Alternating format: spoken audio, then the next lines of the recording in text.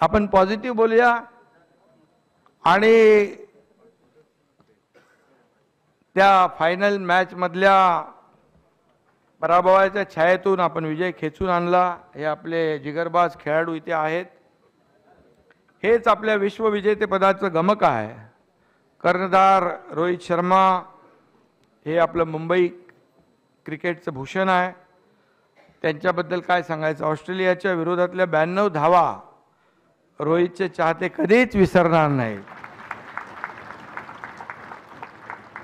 राज्यातील तमाम चाहत्यांच्या वतीने त्यांचं आपण सगळ्यांनीच अभिनंदन केलेलं आहे।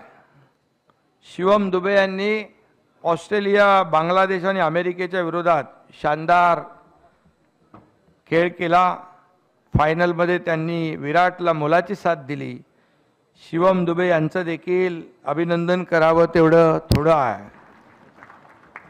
ज्यांच्या नावातच यश आहे असे यशस्वी तुम्ही भारताचा तिरंगा हाती धरून ज्या पद्धतीने विश्वविजयाचा आनंद साजरा केला ते बघून साऱ्या भारतीयांची छाती अभिमानाने फुलून गेली, भरून आली असं देखील मी या ठिकाणी सांगू इच्छितो। आणि आज अवघ्या भारताचे लाडके झालेले सूर्यकुमार यादव, अमिताभ बच्चन यांचा एक डायलॉग आहे, एक ही मारा लेकिन सॉलिड मारा।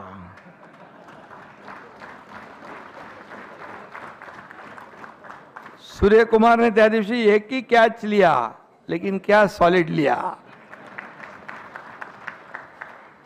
सूर्य कुमारच्या त्या कॅचची आठवण आली की डेव्हिड मिलर रात्री झोपेत सुद्धा उठत असेल घाबरून।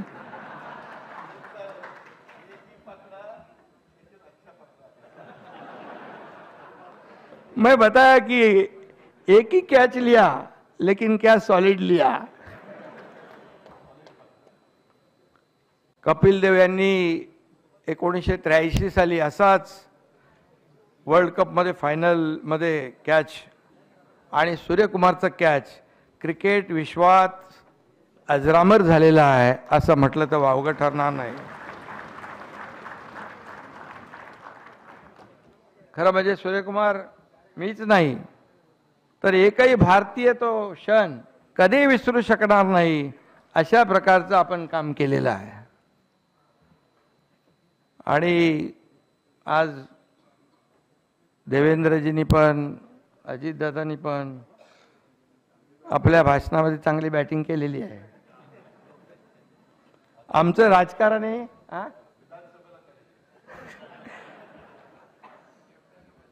राजकारण हे क्रिकेट सारखंच आहे, कधी कुठे कोणी कुणाची विकेट घेईल हे सांगता येत नाही।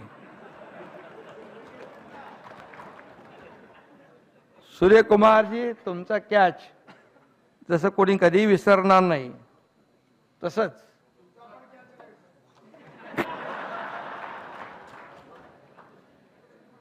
आमच्या 50 जणांच्या टीमने 2 वर्षापूर्वी काढलेली विकेट पण कोणी कधी विसरू शकणार नाही।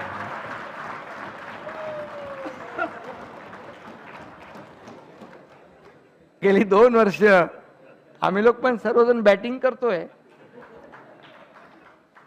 आणि तुमच्या गमतीचा भाग आहे।